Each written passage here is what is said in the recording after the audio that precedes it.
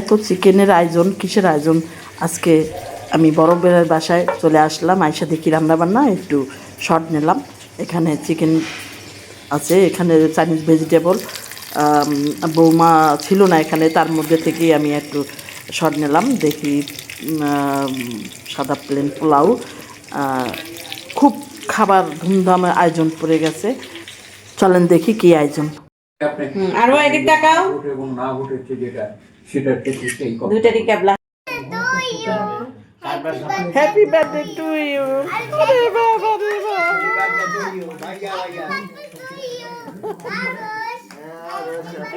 Two you Arush. এখন party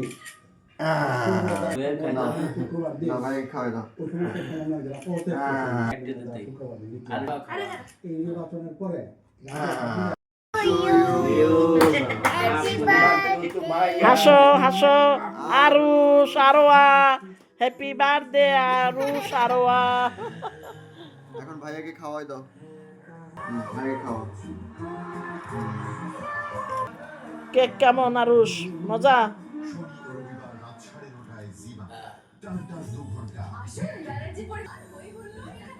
ছবির সামনে আসতে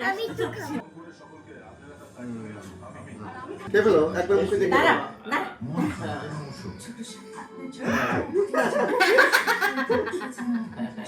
খাও না, দুই ভাই বোন মিলে ইচ্ছা মতন খাওয়া। কেমন?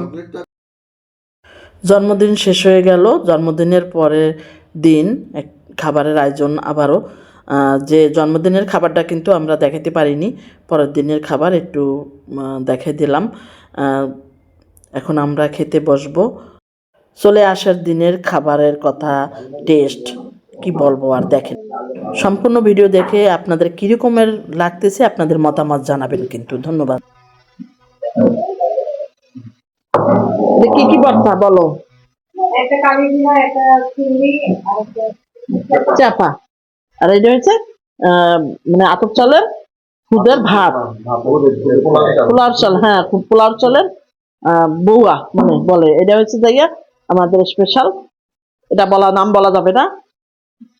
চিংড়ি মাছ তো দেখে, এটার সাথে আর একটা জিনিস আছে, সেটা বলবো না, এই রেসিপি আমরা ভাইরাল করতে চাই না। এটা বেগুন ভাজি।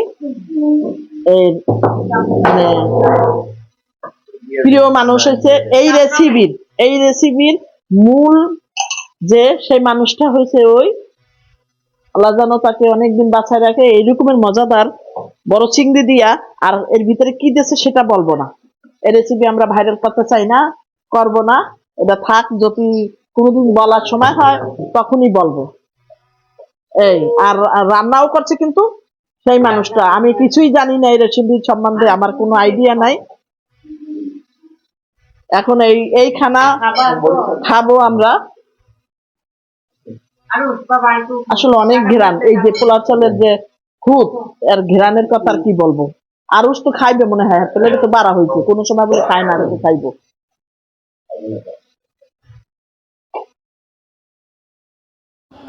যতটুকু পারছি আপনাদের জন্য তুলে ধরছি। যদি ভিডিওটা ভালো লাগে অবশ্যই শেয়ার করে দেবেন, আর আমার নাতিদের জন্য দোয়া করবেন যেন সামনের বছর আবার এরকমের জন্মদিন সুন্দরভাবে ফিরে আসে, আবার আমরা সবাই মিলে একত্রিত হতে পারি, এই প্রত্যাশা রেখে কিন্তু আজকে শেষ করে দেব। আল্লাহ হাফেজ।